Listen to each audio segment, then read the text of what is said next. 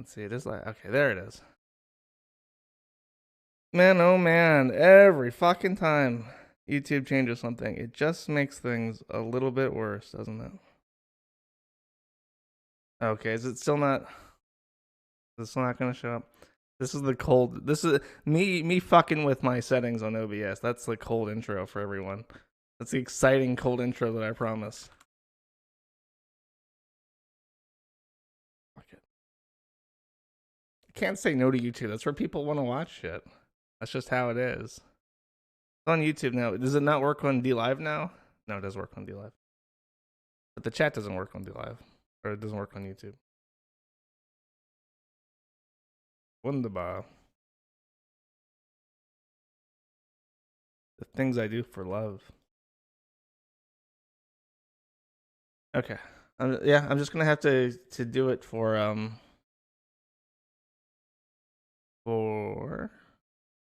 YouTube chat. And go that way. Sorry about that. Okay, here's what I want to show people in my epic cold intro. You ready? Let me make sure I got this right. Go to studio mode. I don't want to fuck this up. The window capture on this shit's real fucking iffy. There it is.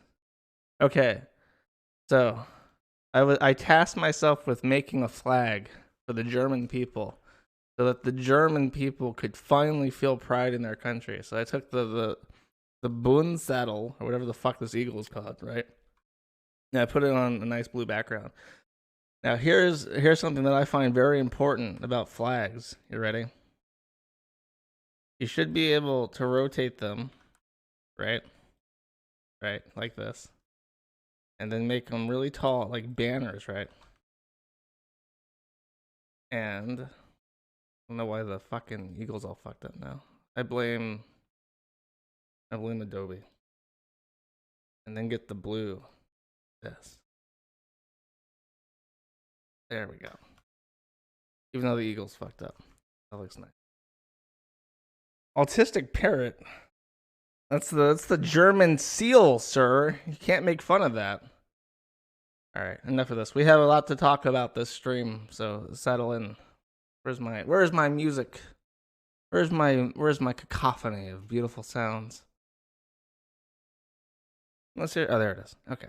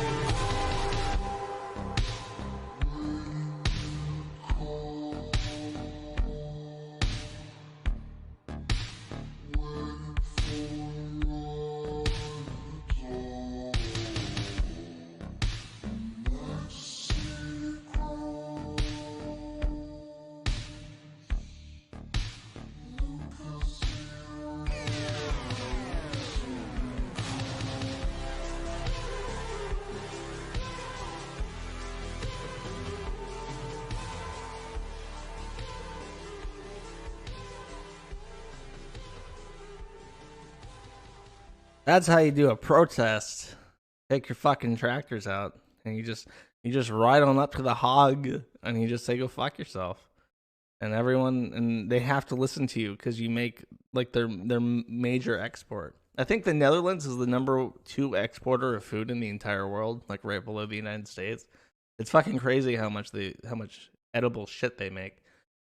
So apparently the hog has been saying that the tractors, the evil tractors of the Boers of the Netherlands, are putting out too much CO2.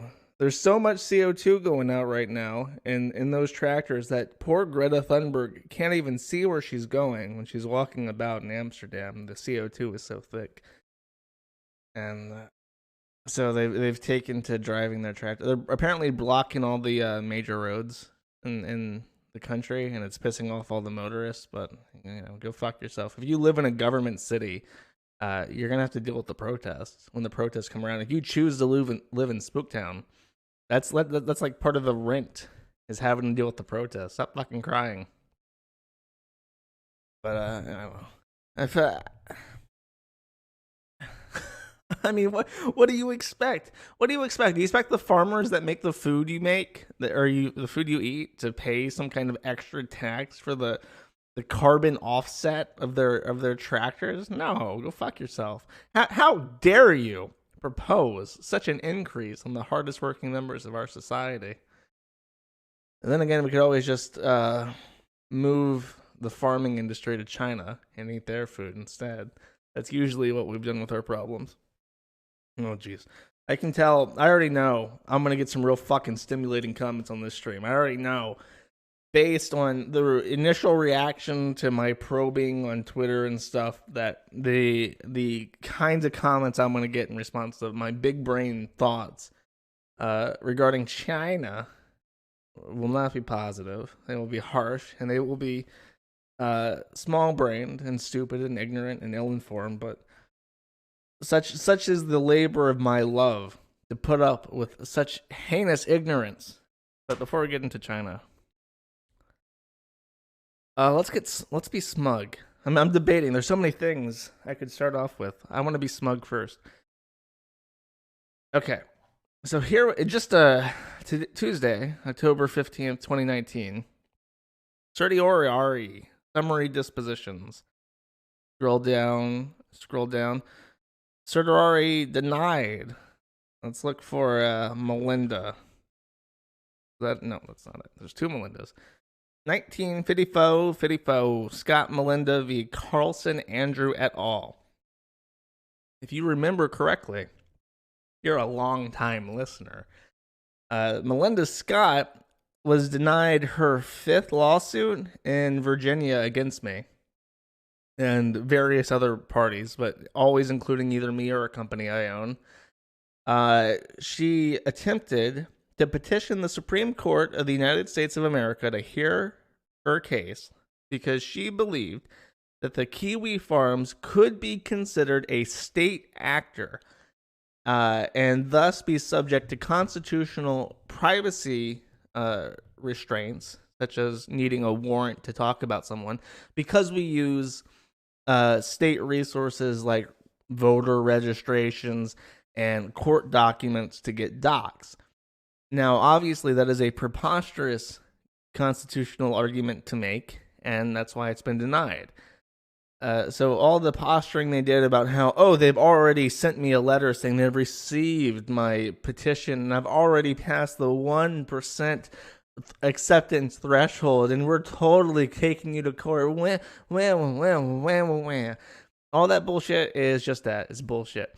Though not to be denied, when I pointed out to her, when she made these videos and when she petitioned the Supreme Court initially, I very clearly, very intelligently, and very accurately underlined why what she was doing was retarded and would not get heard. So, not to be outdone, at that exact time, I think if I would have to check, but this was done on August 1st, and I think it's exactly after my stream telling her what a retard she is, she filed another lawsuit and or filed another appeal for another lawsuit. Now this one is against Brian Zager, and because he's apparently the owner of Encyclopedia Dramatica. What's really funny about her serving, quote unquote, serving Brian Zager is that Brian Zager was not even the owner of Encyclopedia Dramatica at the time that she sued him. And it is now like 2 or 3 years since Brian Zager has been the owner of Encyclopedia Dramatica, and she is still attempting to fucking sue him. So it is fucking ridiculous. Now, I also really now not only do I not live at that address, my mom doesn't live at that address anymore. But my name, I don't know. Let me zoom in real quick for those watching. Last time I checked, my name was not Joshua Moon. There is no N anywhere in my first name. So I don't know where the fuck she got Joshua Moon from, but that's not my fucking name. I've never in my life been Joshua. My name is God's salvation. It's a biblical name. It's fucking Hebrew. And maybe she's just so offended by the fact that I have a good biblical name that she has resorted to slandering me as Joshua, so she doesn't have to refer to me as God's salvation. Anyways, this is the actual writ. She's managed to spell it. No, it can't be a religious thing because she managed to fucking spell it right here in the actual documents. Versus Joshua Moon and Brian Zager, filed August 1st, Supreme Court. Questions presented. Now remember, in appeals court, especially the Supreme Court, what you're asking is not, can you hear the trial again? It's not like a do-over. You're not just asking for the Supreme Court to rehear your entire trial. What you're doing is you're saying, at least to what, I'm not a lawyer, but as I understand it, and I think I understand it pretty well, what you're doing is you're saying to the Supreme Court, the lower court has made an error of judgment, and it has done so against the Constitution. So, review this constitutional question, and if you think that I'm right, then the lower court should have to reevaluate their decision with the informed constitutional answer to my question.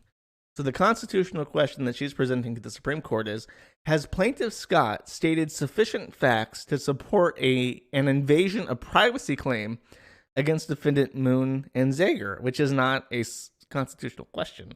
And number two, are defendants Moon and Zager immune from liability under 47 U.S.C. 230, which I guess could be. I mean, I don't think it is, but maybe. Blah, blah, blah. She manages to actually cite two different cases in this instance. This is all bullshit that she picked up at the clerk. Filled in, please see attached. Statements of the case. Defendant Joshua Moon is the owner of a business called Locale, LLC, which operates a website called Kiwi Farms. Defendant Zager is the owner of a wiki website called Encyclopedia Dramatica. Both defendants publish content on their website about Petitioner Scott. Both defendants publish the petitioner's name, likeness, and photo without her consent. Parentheses, appropriation. Both defendants published private facts about Petitioner Scott. Both defendants published defamatory statements that were false. Okay, I really shouldn't laugh at that. I'll explain why that's really funny, though. And put Petitioner Scott in a false light. Defamatory statements, one of the earliest constitutional questions, like really, that the United States ever had. The idea that defamation is necessarily false stems before the United States was even a country. The decision that defamation, if you spread something that is true about someone and hurts their business, is not defamation. That case actually came from like 1697 or something. It's an ancient judgment from the colonial era of the fucking United States. And it's a fundamental element of our defamation law. So necessarily, a defamatory statement is false. Defendant Moon published statements about Plaintiff Scott as an owner of the website. Defendant Zager published the information about Plaintiff Scott as an owner of his website. Both defendants designed their websites for other users to input in information as well. Both defendant sites encourage illegal activity, defamation, and invasion of privacy by other users. Defendant Moon also published information about Plaintiff Scott using his own user profile, Null. Now we should talk a little bit about Null. This guy's a sick bastard. In fact, there's been a recent piece talking about him that we all need to see. After the horrific shooting in Germany last week, Channel 1 out of Berlin in Germany did some coverage about right-wing hate mobs on the internet. And let me just actually pull this clip up. Bei Rechtsextremen kann die Grenze zwischen Videospiel und Terror verschwimmen. Altes menschenverachtendes Gedankengut wird so in einer neuen gefährlichen Form international verbreitet. Check that out. Check out that fucking doggy. Now, I know, okay, if you're listening and you don't know German, the guy is basically saying that right-wing extremists have taken their old, quote, old and inhumane ideas internationally in a new dangerous form. And it literally, it's a Channel 1 German documentary about right-wing extremism and the Hal shooting. And they pull up the Kiwi Farms multiple times in this 30-minute long media.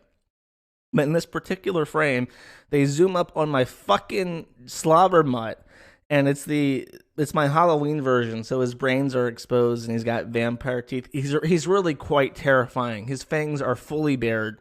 It's a horrific visage that would scare anyone to their bone. So really, big props, big ups to Germany for tackling the doggo question here. Anyways, now that you know who Null is, god damn it. I always forget to close my fucking my Thunderbird, and I always get an email during my streams. Such an amateur. I don't even know where my Thunderbird is. Defendant Moon also acted as an interactive user on his website, quote, the Kiwi Farms. He openly acknowledges he makes responses and comments on user threads using his user profile, Null. Defendant Moon openly acknowledges that he monitors threads closely. Defendant Moon distributed information about Plaintiff Scott to Defendant Zager as well. No, I didn't. I don't think I've ever talked to Zager. Maybe I have. I wouldn't say that absolutely, but I'm pretty sure we've never had close communication about anything.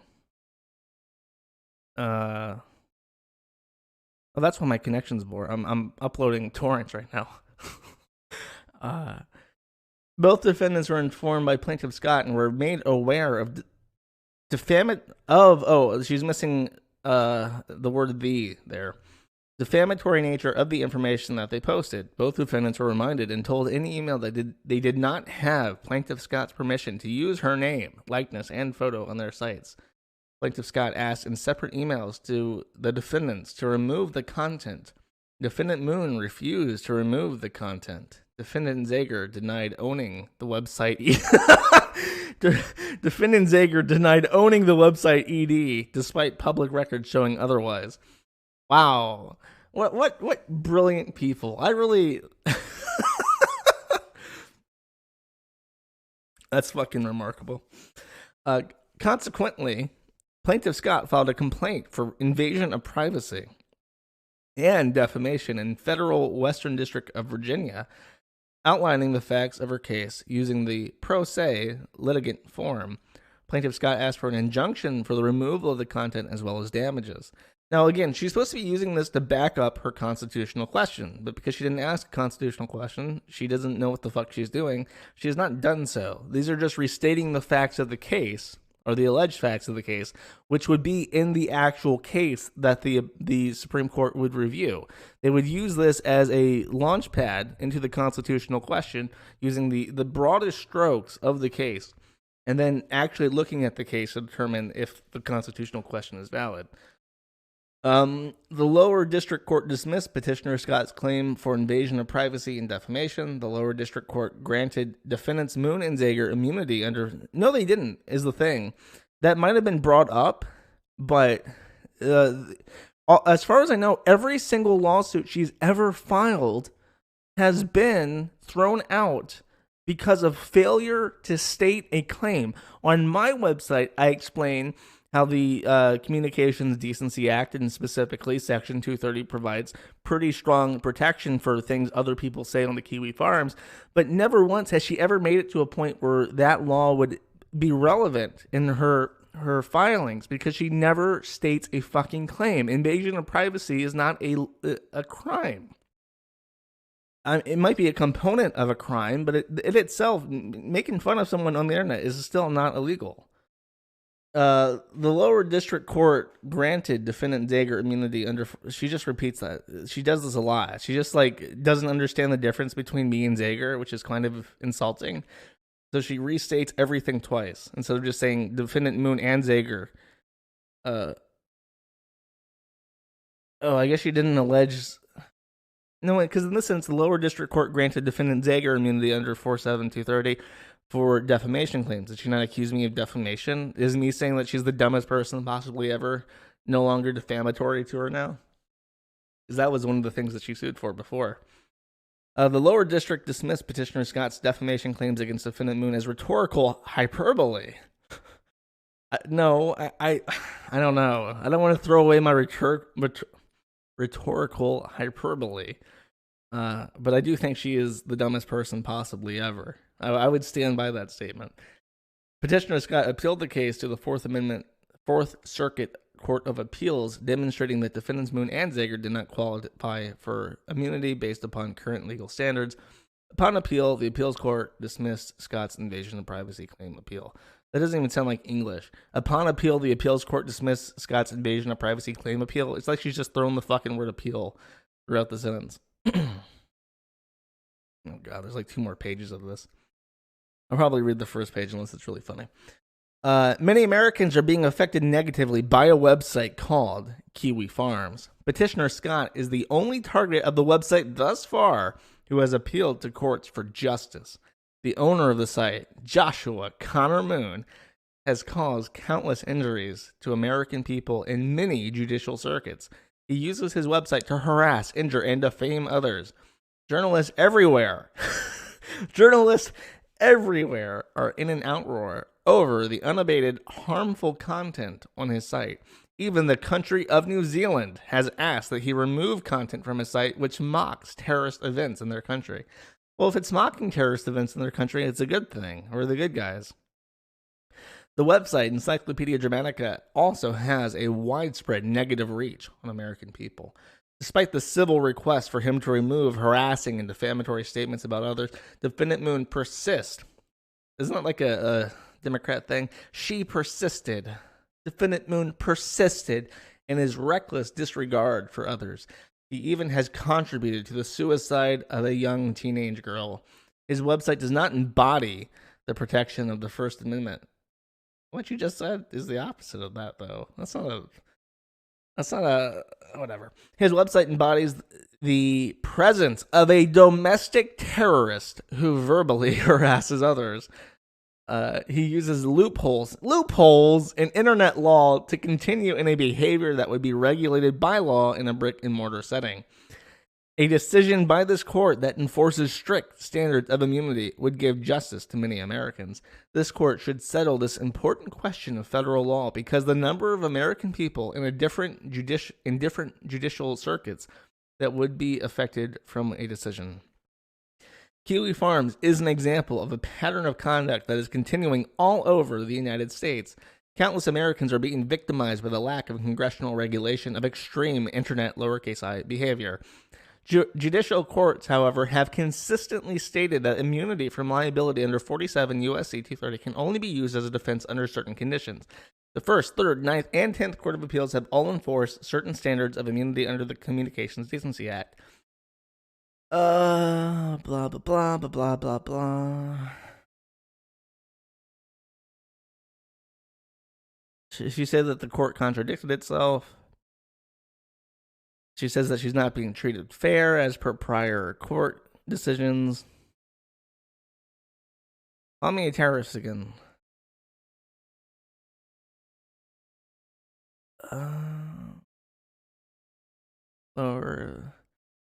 Petitioner Scott outlines sufficient factual content demonstrating defendants Moon and Zager were/are responsible for the information they posted on their website about Petitioner Scott. But you've never stated a claim. Lastly, the Fourth Circuit Court of Appeals has departed from judicial proceedings by misquoting in their opinion information the Petitioner Scott's brief. Again, she's saying that they contradicted themselves somehow.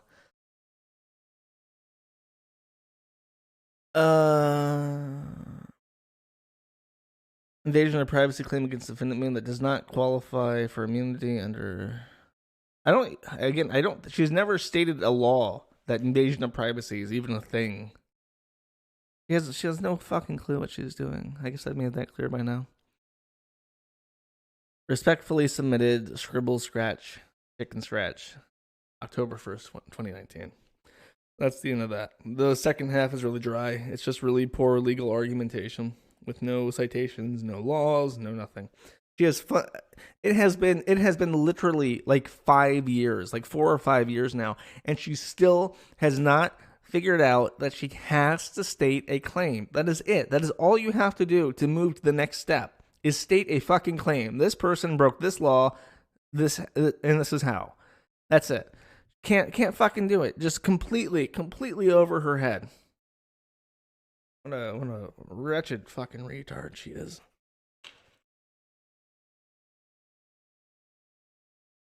That's right. Damn it, Nick. We lost the case again. All right. That's enough about this woman. I got my notebook. There's a lot happening, so I took some notes. Let's talk about Frederick a little bit. Frederick, the former owner of 8chan, also probably better known as Hot Wheels, is on a fucking warpath. I don't know. He's like completely lost his mind. I kind of understood him rooting against Jim and like wanting to talk to media like a little bit, even though he said never to talk to media before. Why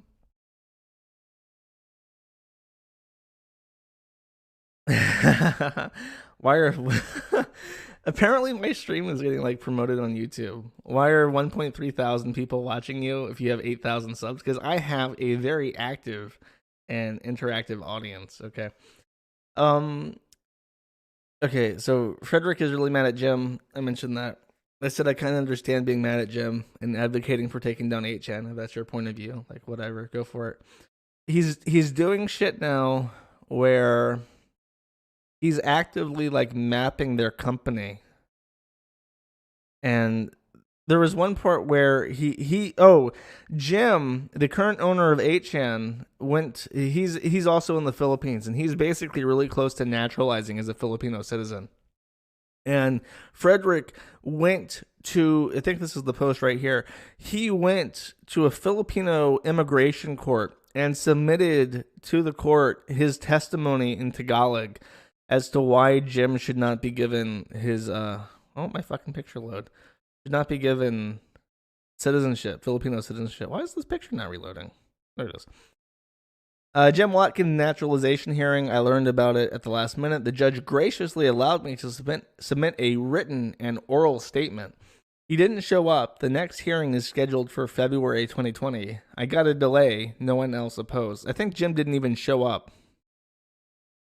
This is actually, it's all in English because the legal language of the Philippines is, for the purposes of like court cases and shit, it's all English.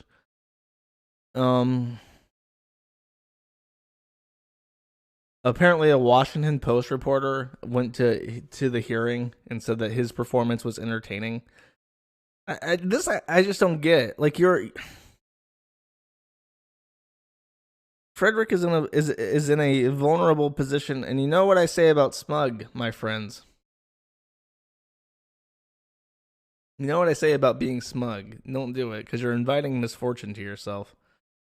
And with what he's doing right now, I would definitely say that he's inviting misfortune to himself. Oh, that's right. He'd have to give up citizenship in the U.S. Yeah, he did something where he like published. I couldn't find it in this thread, and I didn't want to look up his Twitter history to find it. But he did something where he tried to find like the entire history, like Jim's entire family. He basically doxed Jim's entire family on Twitter for the journalists to go hog. And I think he did like a live stream where who I knew was looking.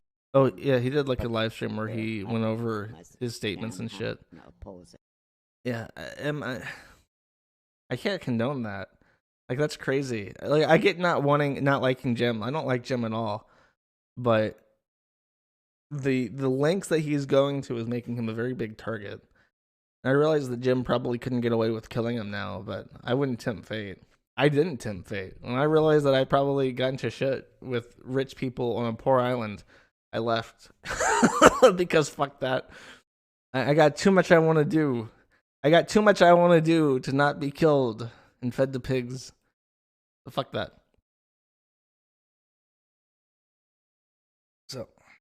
Let's sit with that. Oh, he did gain weight too. That's probably not nice to say, but YouTube does allow me to make fun of fat people, so I should I should take it every chance I get. Okay, so this was found. This bedroom picture was found a couple days ago, and I noticed that it was on a Zillow belonging to a familiar address. And I asked Dick. I said, Dick, do you know this address?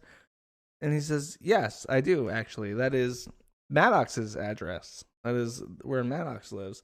And because the owner of the house, who Maddox rents from, was selling it, which I guess the contracts for tenant shit would travel with the contract for the house. That's how it usually works.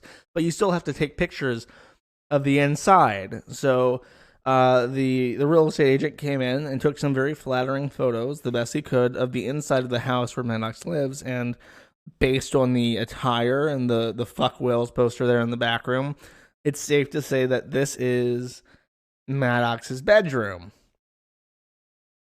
I took notes on this because it's fantastic, and I really want to go through it and give it the attention it deserves. Most people are listening, so let me describe this room for you. Imagine a room with no furniture. All things that are furniture are either like particle board or cardboard boxes.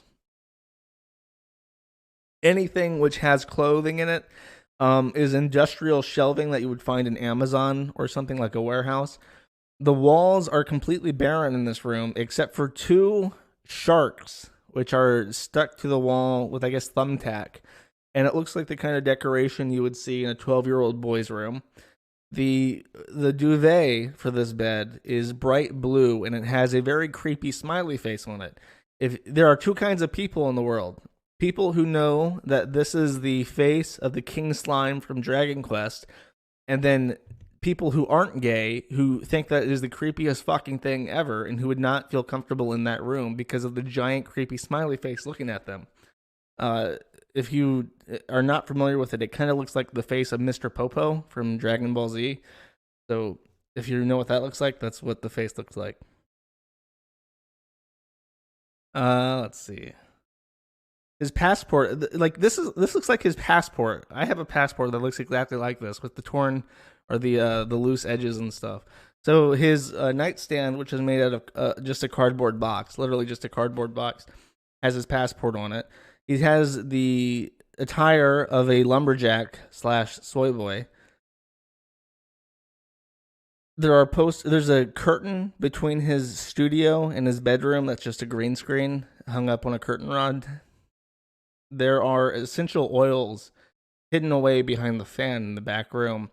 My best guess is either he has some kind of humidifier that he puts the essential oils into to make his room smell nice because he's a homosexual, perhaps, or he literally rubs them on his scalp to try and regrow hair. It could be either or, so I'm going for the hair. Now the creepiest thing, the most horrifying thing about this picture, by the way, is I can't zoom in any further, so if you're watching, you just have to take my word on it. The ceiling fan that is in the studio room behind the curtain has no blades to it. It is a ceiling fan with a string for toggling the speed and lights of the ceiling fan, but there is no blades.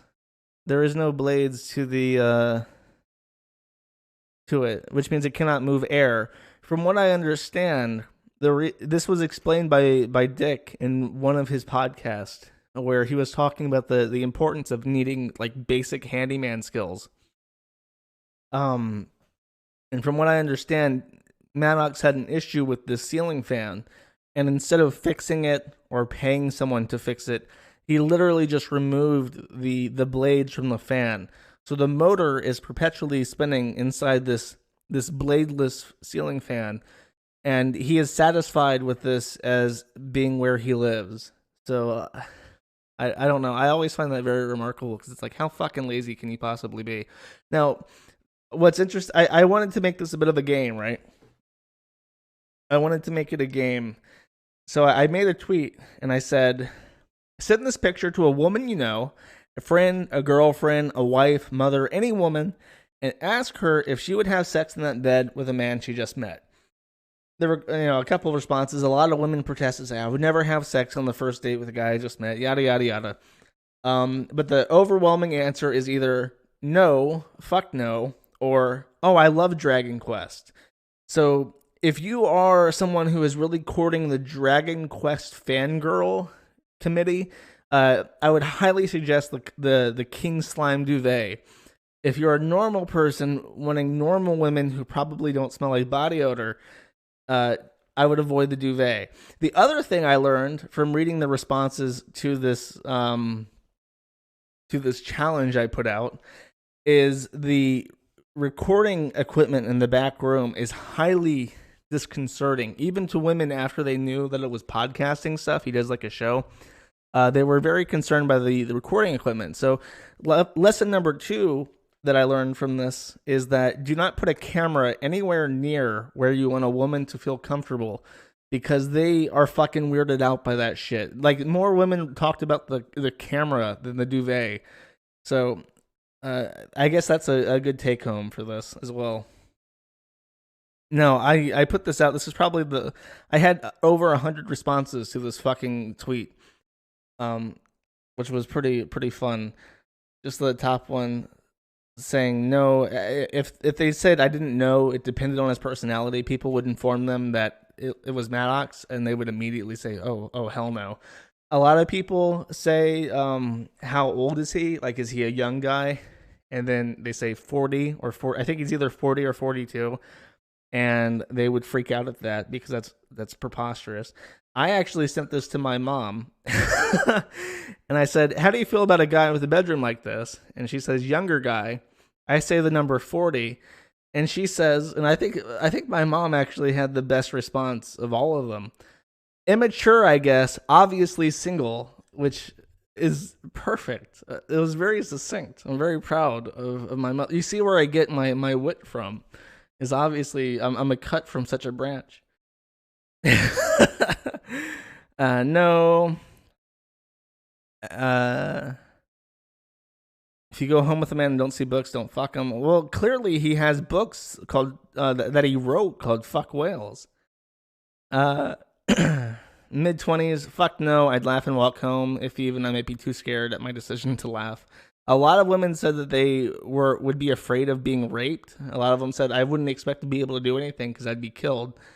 A lot of people imply that he's a pedophile, which when Dick said that it looks like the room of a pedophile, I thought that was a bit much. But a lot of people, like, without any context, said that it looked like the room of a pedophile. So I guess Dick is vindicated in his usage of the P word, which I try to avoid.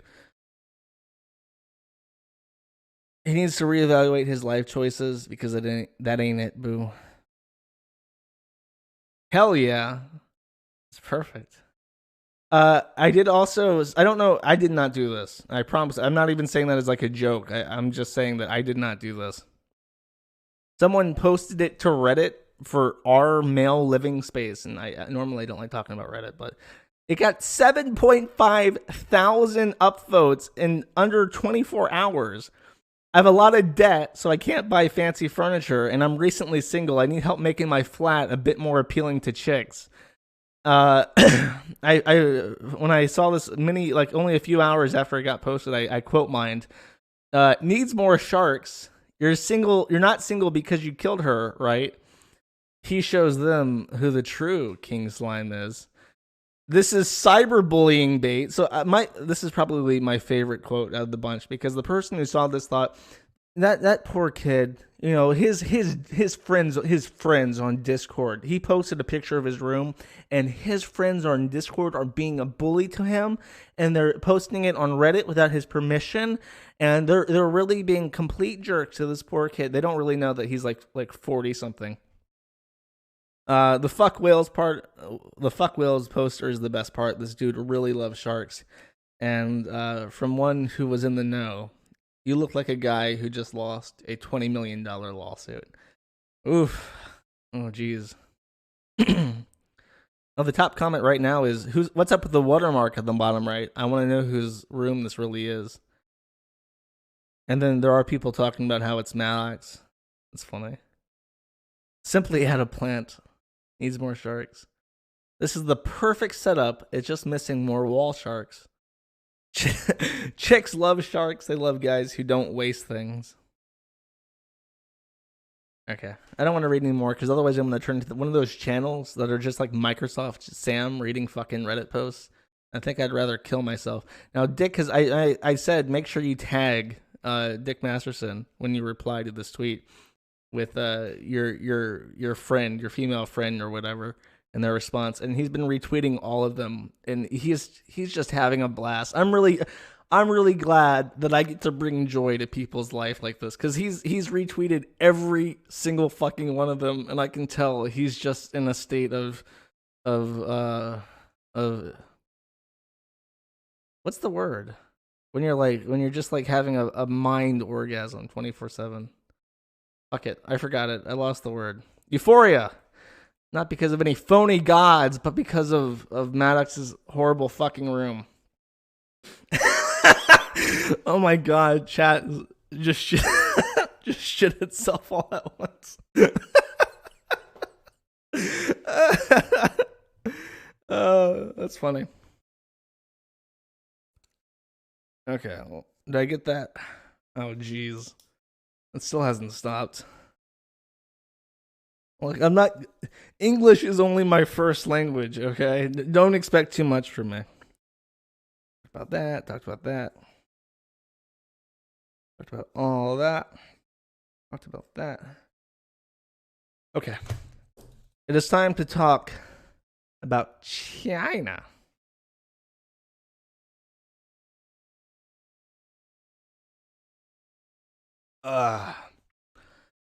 Okay.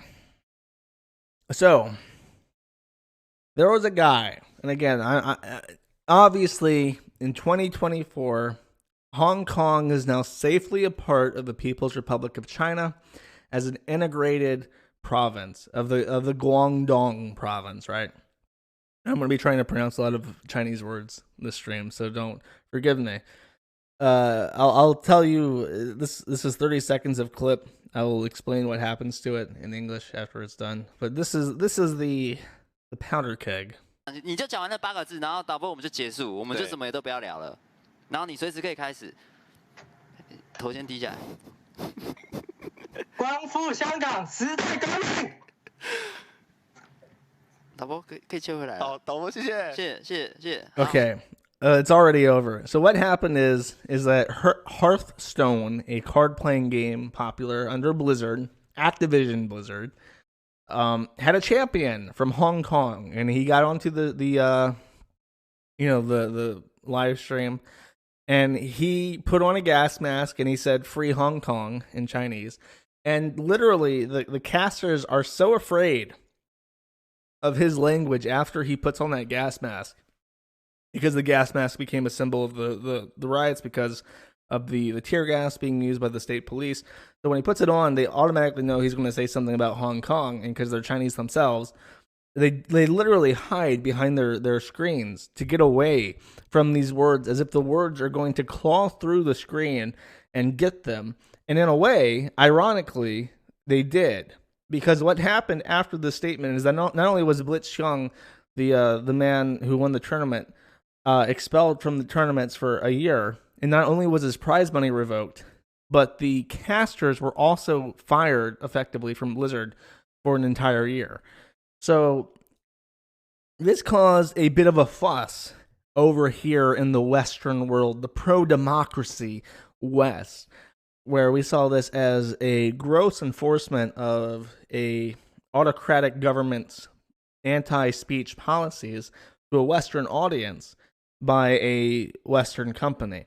And the response from Blizzard has mostly been absolute fucking silence, with one exception. People expected, and people have lost their fucking minds. I'm going to read this post because it's the funniest of all the ones that I saw. Hearthstone used to make me happy, or at least pass the time. And even when it felt like a job, I still kept playing. But now it makes me feel dirty and gross. I've lost how long I've played, but it's been years. I've got all gold hero portraits and beat all the adventures. And when the meta was boring or annoying, I would still get on and run arena or do my dailies before getting off. I never missed a tavern brawl, and it's been one of my favorite things to do when I have 10 to 15 minutes to kill on my phone. At least it was. When I first saw this, I immediately swapped Hearthstone with my wife, and then I put at the end, at least it was before Xi Jinping fucked her. And now she feels all dirty and gross. I can't even look at her the same way. That's how it feels. This motherfucker just lost his wife to Blitz Chung. He took her. He stole her from him. Oh, but that's not all. It's not just the Hearthstone players and the main Blizzard community. There has been a movement to delete their Blizzard account. And apparently the response from Blizzard in regards to getting their Blizzard account revoked is, please submit 2 forms of personal identification, government ID, so that we can confirm you're the owner of the account before we delete it. Which is not something that people want to do when the company is supposedly in bed with China, right? So people are not too happy about that. And the overall message from Blizzard seems to have been, we're going to ignore this, and we're going to hope that by the time the BlizzCon happens, people have forgotten about it. So this is a message from Nintendo New York.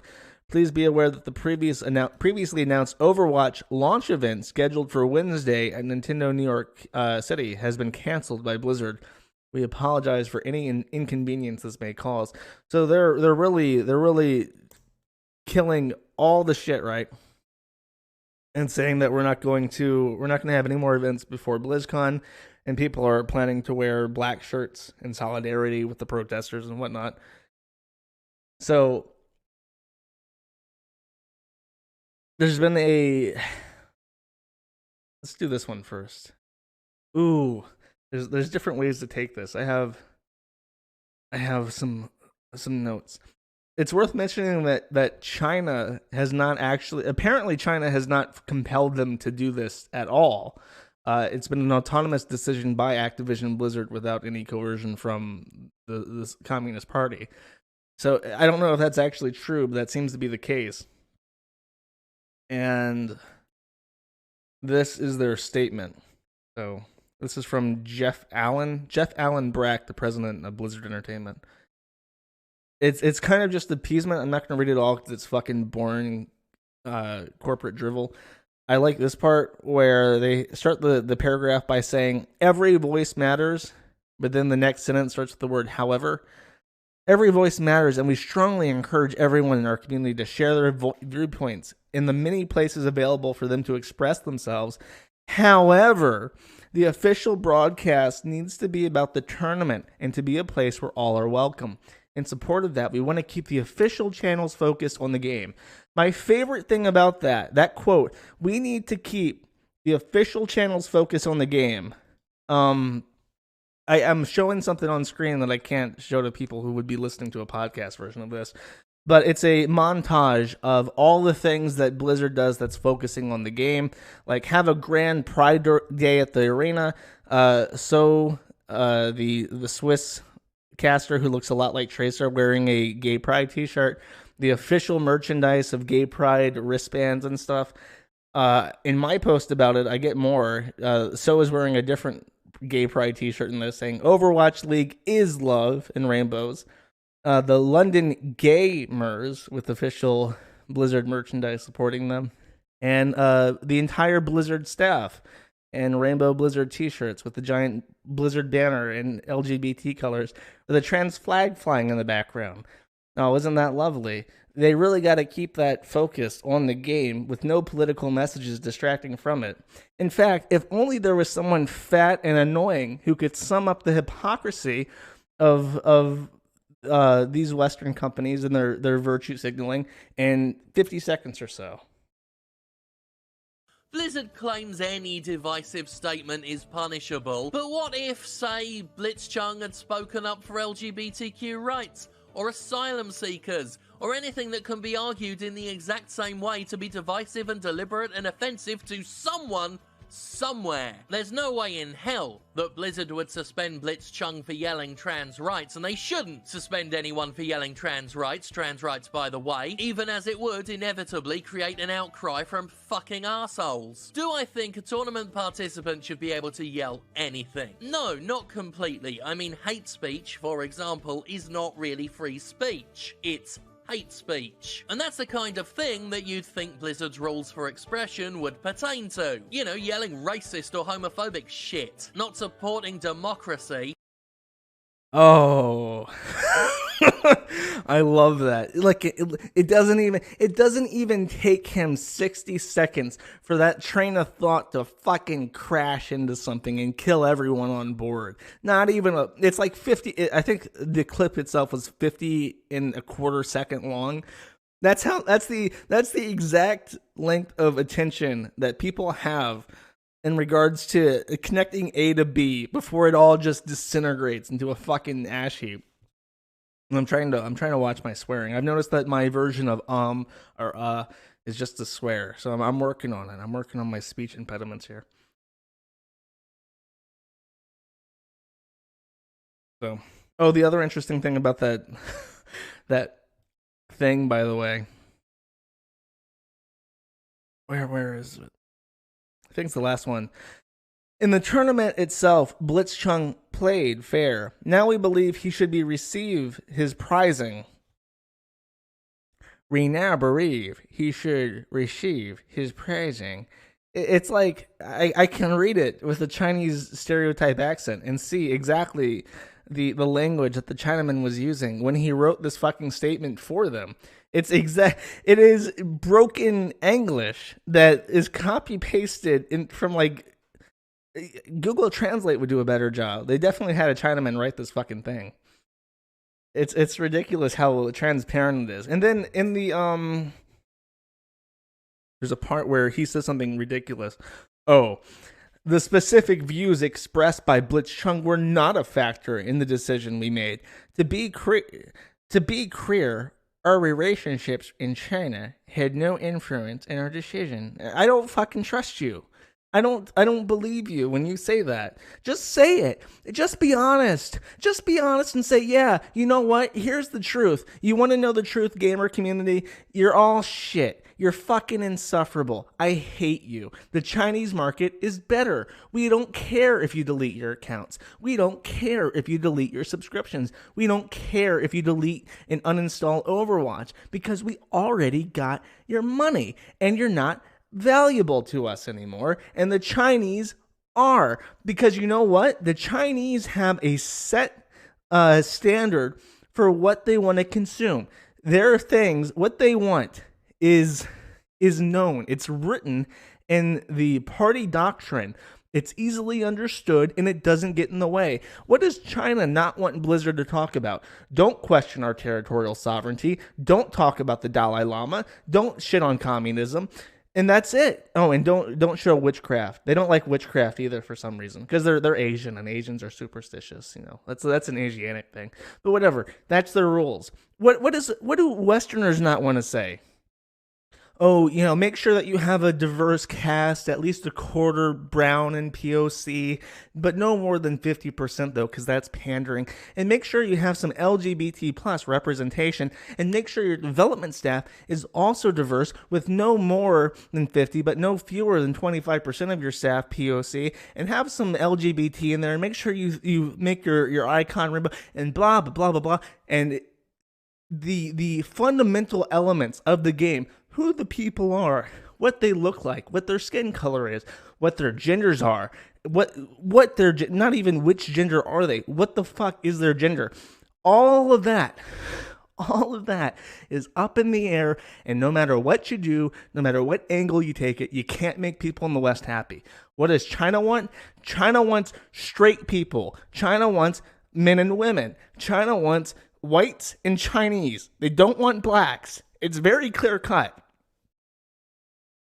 And the most interesting thing that I've seen, because, you know, gaming protests don't work. Nobody cares. Again, if the entire West stopped buying their stuff, it'd be fine. Activision Blizzard would just be bought by Tencent or whatever, Epic Games.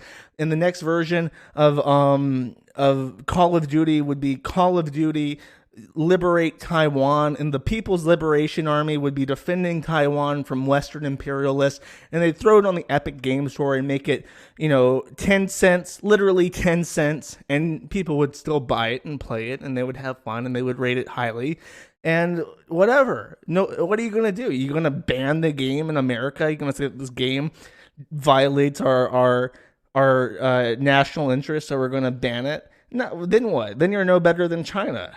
Then you're doing the exact same things that people are complaining about with China and their censorship. I'd play it. I'd give it a shot. 10 cents for defending Taiwan from imperialist America? That sounds like fun. That sounds like a game I've never played before. I played Killing Sand People, Modern Warfare. I played Killing Germans, Modern Warfare. I've killed Russians. I've killed Germans. I've killed Sand People. I've never played as the People's Liberation Army defending China from the West, though. That sounds like it would be something entertaining and new. I'd play it. So whatever. So much for your epic gamer protest and boycott. See how far that goes. Nobody gives a shit. The most interesting gambit I've seen from the boycott Blizzard community is this.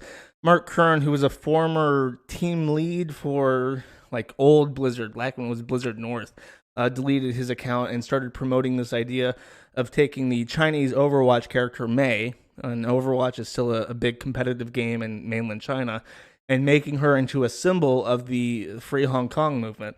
So there's been a lot of really interesting art that's come out of it. I quite like the art. This particular mural shows 7 different pieces of art featuring Mei as a Hong Kong protester. And I mean, it's really good. A lot of the art is really good. There was one. This one is by far the best. It's just perfect in terms of its artistic value. It's really nice. But is it going to have the desired effect? Is it going to get Overwatch banned in China? The myopic understanding of China and the censorship of China is that Xi Jinping was offended by Winnie the Pooh and characterizations of him being similar to Winnie the Pooh, so he banned it throughout China.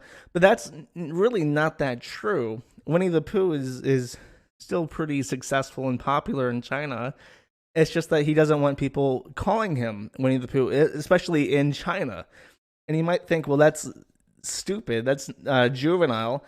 But, his idea for what he is a strong leader, right? What is Winnie the Pooh? You say he's a yellow bear. He eats a lot of honey, and he's good with his friends. Well, that could be misinterpreted as obese, gluttonous, and weak-willed and insecure in himself. So he doesn't, he might look like Winnie the Pooh, but he doesn't want to be talked about in the context. So the understanding of people in the West and the weird characterization we give to the East, the understanding that we think that people in North Korea don't think that Kim Jong-un has a butthole, it's weird shit.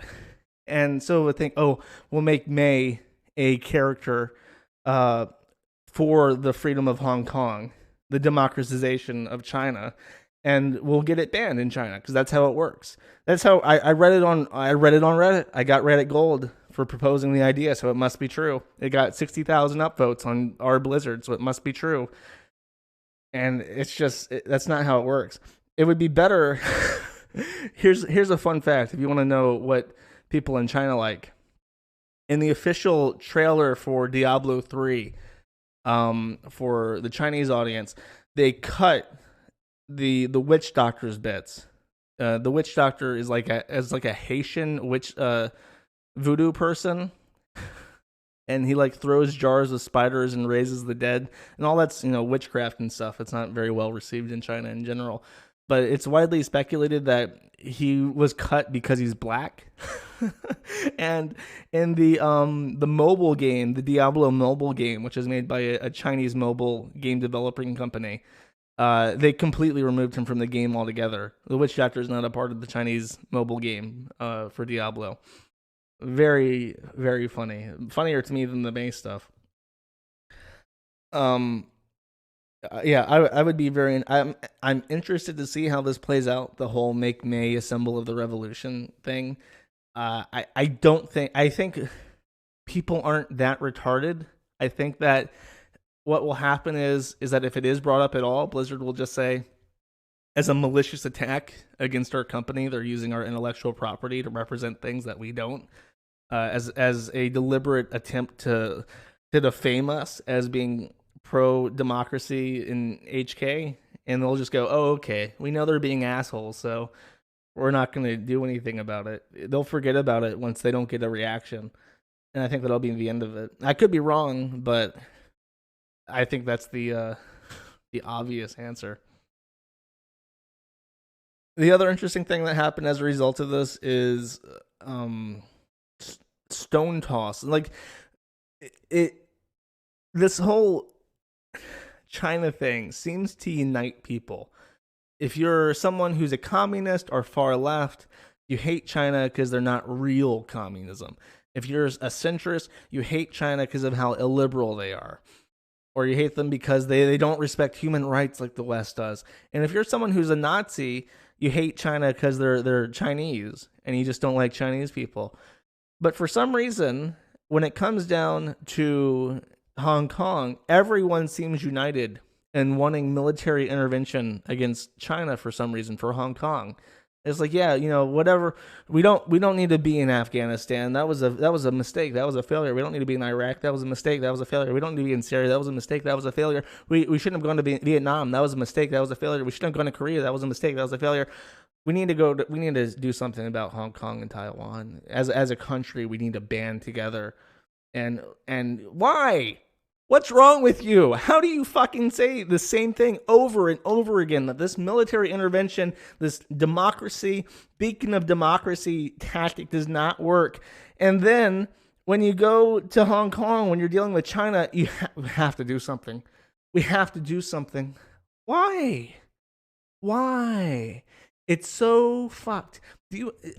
I have a post, actually. I wasn't planning on bringing this up. But I'm going to find it because I think it's really relevant.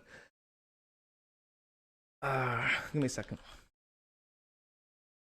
I wrote this, and I really want people to understand how fucked Hong Kong is. Because it's more fucked than they know.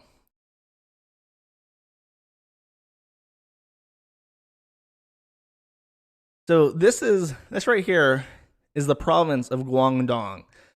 And this province has a population of 113 million people. That population is more than the UK. It's more than France. It's more than Germany. It's more than Ukraine. It's only slightly less than Russia and slightly less than Japan and many times more than Taiwan. The population of Hong Kong, by comparison, is 5 million.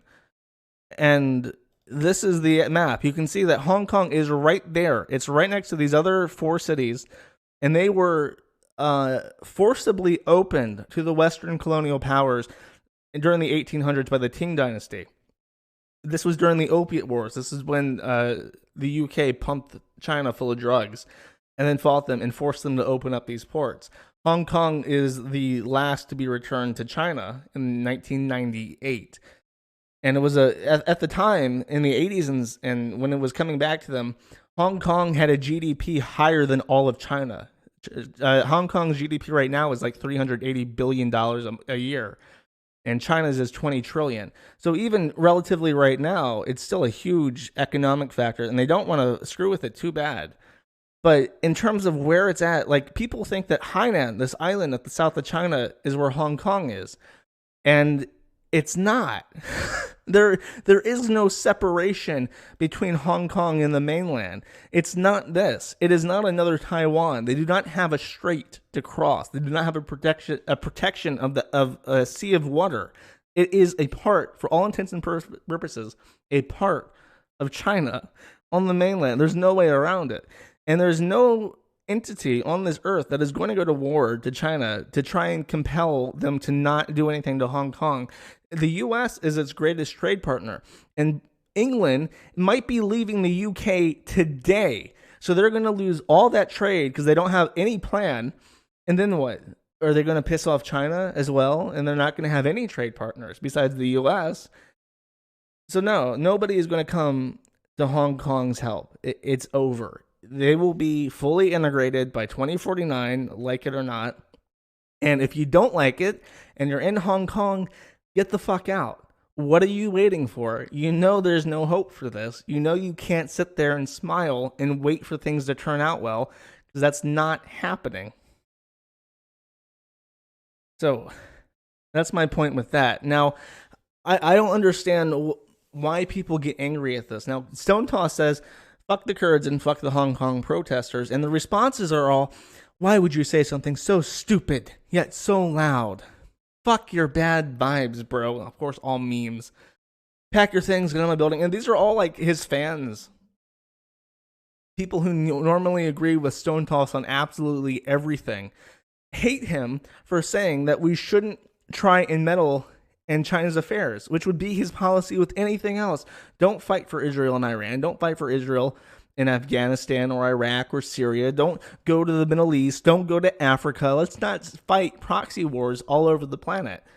And then when it's Hong Kong, because it's up against the Chinese, people turn off their brains when it comes to China. And they always find a reason to not worry about it. You point out how big China is, how it has a 1.2 billion people. It is 90% Han Chinese. I think it's like 97% speak Mandarin.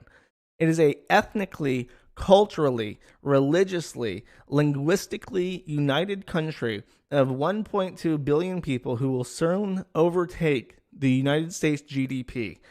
And they have an autocratic government that makes 100-year plans. It's not like a democracy where we flip-flop every few years. Taiwan's actually a great example of this. Taiwan has a democratic system, and they don't know what they want to do. The smart thing for Taiwan to do, if they wanted to be independent, was to anchor down on getting independence. But the people of Taiwan keep voting between two different parties, one of which kind of wants to take back the mainland, and the other of which definitely wants to take back the mainland. So they can't even vote to determine if they want to not stop claiming the mainland and just be happy as Taiwan. And meanwhile, China is setting out 100-year plans to do whatever it is that they want to do. The first thing they want to do is reassert sovereignty over Taiwan, Hong Kong, Macau, and other semi-autonomous regions. And it is scary. It is scary how big, how resource-rich, how organized, how centrally powerful China is. But whenever you mention it, whenever you tell someone how big and scary China is and how we are definitely heading into a Chinese century, they turn off their brains and go, China's military is bad. China is a autocratic communist state, and communism cannot succeed. China is ran by the Chinese, and Chinese people are bug people who can only steal from the white man. And it's mind-numbing. It's like, how do you even believe what you say when they move so quickly? When they take all your fucking all your companies don't care about you anymore. They all leave. And soon you will realize, the next 10 years, you will realize that with all the big game companies, all the big media companies, all the music industry, everyone, all these multi-billion-dollar industries that have catered to you explicitly for decades, suddenly you won't be their target audience. You'll be the second rung, and you can boycott and you can protest and you can scream and cry and say, oh, we're not getting our representation, but they won't care, because in China, they have a perfect consumer base, which has a very traditional and very easily understood homogenous $1.2 billion or 1.2 billion person market. And they don't have any of that weird pickiness that Americans have. Chinese people love gambling, so all those microtransactions that Jim Sterling's been bitching about for 3 years, the loot boxes, perfectly acceptable in China. No problem in China. Copyright, DMCA stuff, no problem in China. They did not have, not many people in China had computers in the 90s and early 2000s. They've never experienced an internet or a game marketplace like we did with the NES and stuff. That stuff just didn't exist in the mainland. They've only ever experienced electronics through the iStore and through their phone. So they're used to centralized platforms that have built-in DRM. They're used to all this stuff, and they don't protest it, and they don't care, and they're perfectly content with it, and they have deep, spendy pocketbooks because they've been enjoying a 10 to 15% GDPR increase every year. And they are perfect. They are perfect for selling shit too. You're not. You fucking complain about everything. You need non-GMO. You need ethically sourced. You need no microtransactions. You need no DRM. You need perfect representation balances and LGBT and yada yada. They don't care as long as it makes them happy. That's all they care about. And they will buy from Hollywood, they'll buy from Blizzard, Activision, whatever, and you will be forgotten about. And I don't know how to make that nice sounding, and I don't know how to offer solutions to that. Because the time for looking at solutions would be 20 years ago. But nobody even takes it seriously. You talk about China now, nobody gives a shit. And they don't even want to be taken seriously. How does it advantage them to power project right now? It doesn't. They don't want to wake people up to the fact that they're getting stronger. Israel was it. Thank God. I really love Israel. And I know I'm waiting for that Israel-China showdown. We built China. China was the golem, man. We put in how many billions of dollars? We took all the manufacturing jobs that made America great in the 1950s, and we shifted them off to China, and then they use that to build their infrastructure. And people don't get that China's dictatorialship is not necessarily as bad as it usually is. Usually with a dictatorship, right? You have the head of state, and the head of state just becomes head of state by one controlling mechanism, and then he's head of state until he dies. And if you get a bad one, then you're screwed. He ruins your country. In China, it's a bit different. There are multiple organs of government, and they each have a head. But they don't always have to be the same person, but they can be. And when they have all the different organs making their head the same person, he's called the paramount leader. You had Mao Zedong, you had Deng Xiaoping, and then you had Xi Jinping. And there were other leaders that were important in China between those three, but they weren't paramount leaders. They didn't unify the different organs of government. So really, the first step to becoming a leader in China is to politic your way up to the leader of a single organ and then take over the others. It's a lot more choosy, and you have to impress a lot more people. The requisite wit, intelligence, and charisma to enter that position is a higher bar of entry than any other political form. I'm not saying it's perfect, but I'm saying that it's not as stupid as it is in the DPRK, where it's just a hereditary dictatorship, which sometimes gets you a guy who doesn't know what he's doing and who's a retard. Xi Jinping knows exactly what it's doing, and he shouldn't be misconstrued and removed to this icon of Winnie the Pooh, because he's not Winnie the Pooh.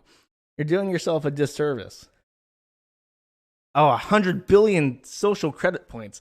My God, I'm going to get myself an apartment in Hong Kong, which is a part of China.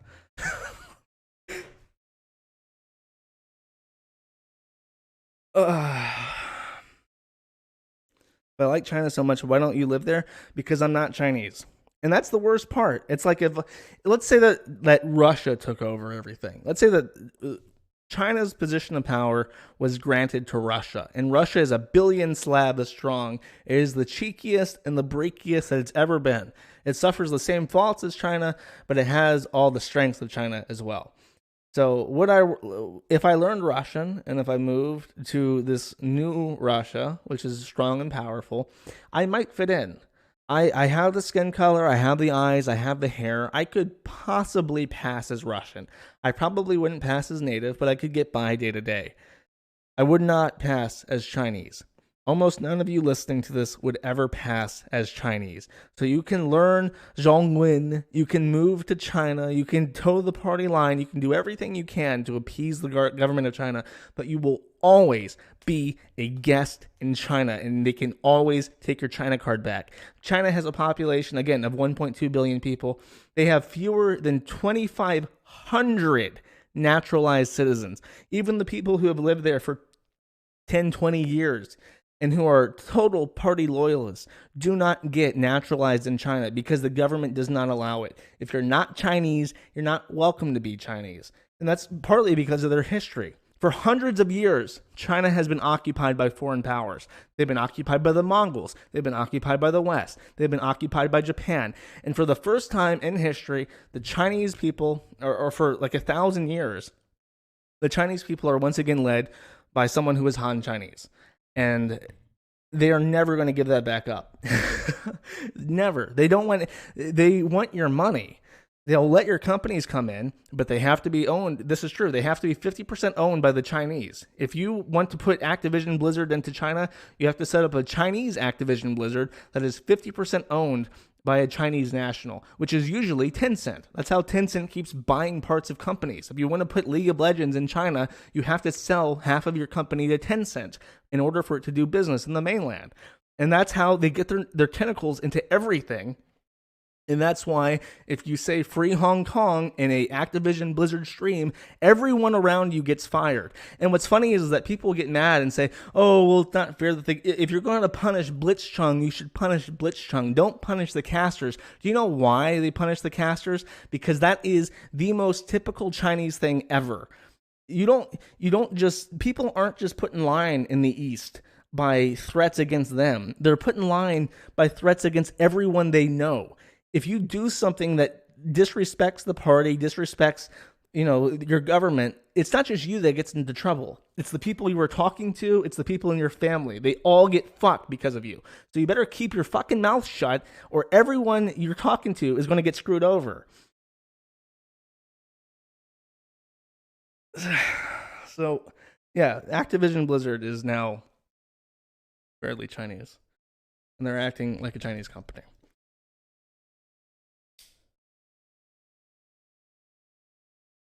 Get some Pizza Hut and take some white pills. There's no white pills in China.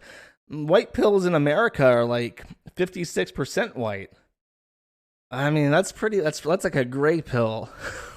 That's like, you got some good stuff. I mean, America's military is strong, but China's not looking for a military fight.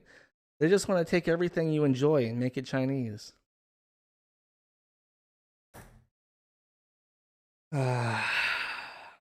Splash damage to credit score. That's it. Or social credit score. That's a good term.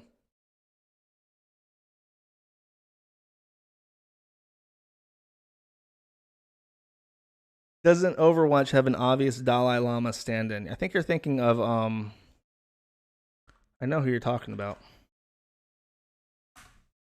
Zenyatta. I think he's a Buddhist stand-in. Not necessarily like a Tibetan Buddhist, but even though China's like a state atheist nation, it's not. They don't hate Buddhism. Buddhism is an important part of their cultural history, even with communism. No, I think that's. Oh, my favorite thing, by the way, of their response is that Blizzard said the specific views expressed by Blitzchung were not a factor in the decision we made. I want to be clear, our relationships in China had no influence on our decision.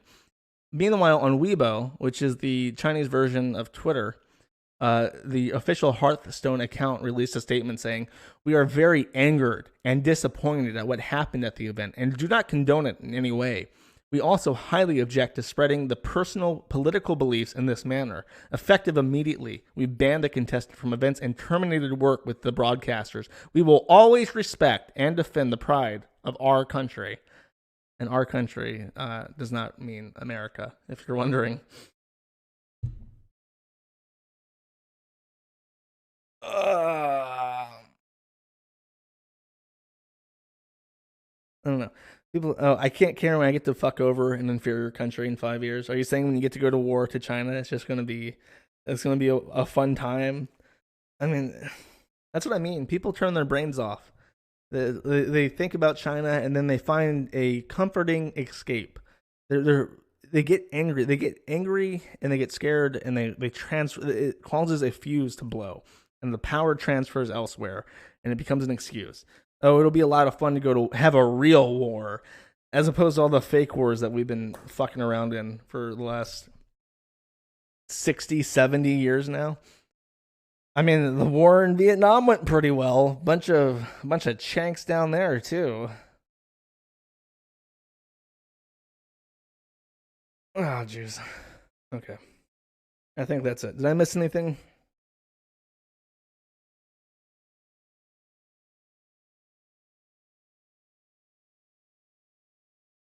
Defeatism means you work for the enemy, I guess.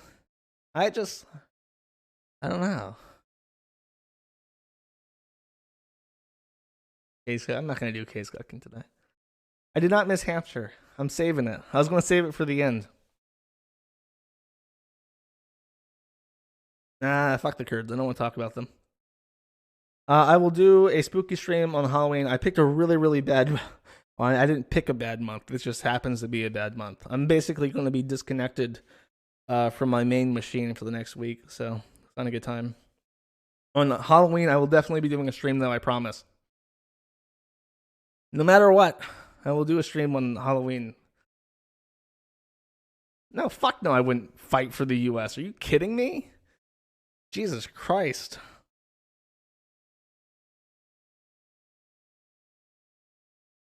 Can I leave on a positive note? I don't know. It's hard to leave on a positive note. Look at this. This is the Hampshire thing people were talking about. Hampshire is the name of a Patreon page accruing over $1,000 a month that places hamsters in abusively small enclosures, then places the enclosures underwater with a dangerous makeshift ventilation system. This is animal abuse and it should not be tolerated. They're given information about how to report his Twitch page, how to report his Patreon, how to report his YouTube account, how to report his Twitter account for animal abuse. And what's really sad about this is if you ever watch Hampshire and what he does with these enclosures, is he is so concerned about the animal welfare. Like the amount of work he does to make sure that the enclosures are safe and resilient for the protection of the hamsters is really, I mean, he really obviously cares. And the only time his hamsters have ever died was when his roommate forgot to fucking feed him when he was out of town, which is so sad because he obviously quite loves the animals. But no, these retard. Yeah, I think he also, no, I don't have that up, but he also posted on like R Vegan and R PETA. What's this guy? Where'd he post that? Oh, whatever. Animal rights. I think he also posted them. Oh, he posted them Socialism 101. Oh, God. Vegan circle jerk. Yeah, this guy's an asshole.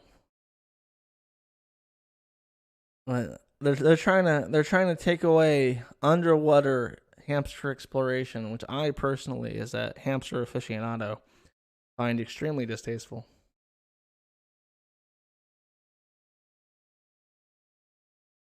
Oh, leave China on a pot? I don't know.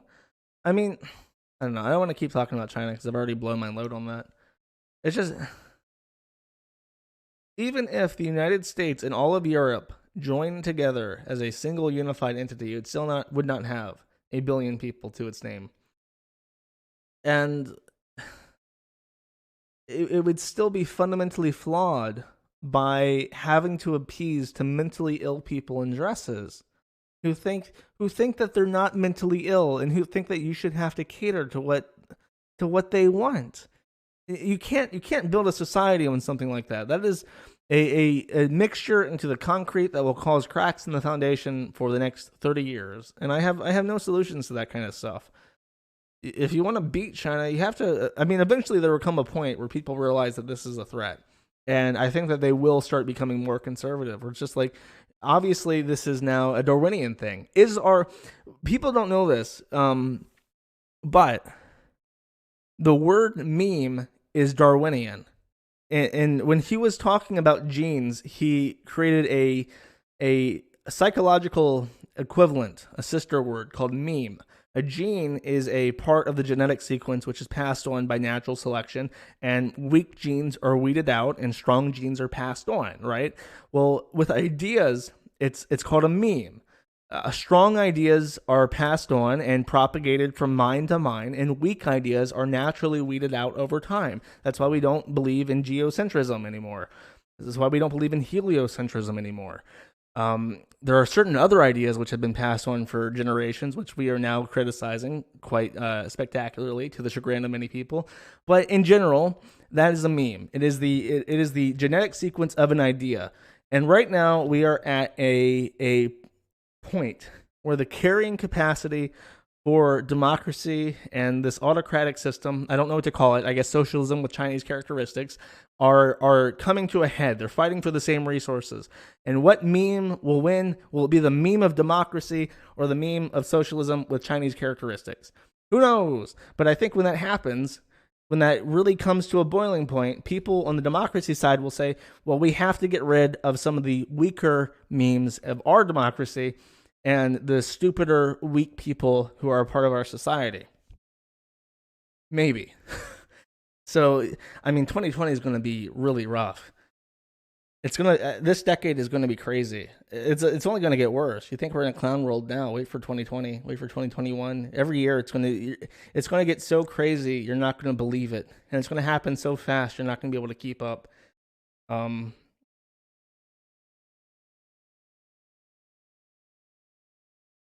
But 2020. Yeah, I mean, even then, do you think of the elections on 2020? Who's going to be president? Will it be Yang versus Trump? What can we expect with the Democratic primaries, the Republican primaries? Someone might challenge Trump for 2020. That's going to be really crazy. And then you think of 2024 where Trump can't run again. Who are either side going to put out? I can't even fathom who the Republicans will put up after Trump. And it depends on a ton of things. It's just I wouldn't even wager a guess at that point. So if you want to be optimistic, just think that maybe in the natural order of things, in the next 10 years, the weak memes of our society will begin to die, and we'll become something a little bit better. Who knows? Maybe we'll just all be Chinese by then. Anyways, I think that's it. I think that's all I have to say. So, in the language of my new people, of my winning team, Zaijian, I will see you again next week, and I'll definitely see you guys on Halloween for a dead person stream. Thank you for coming, and I'll see you soon. Now, where's my... Ah, there it is.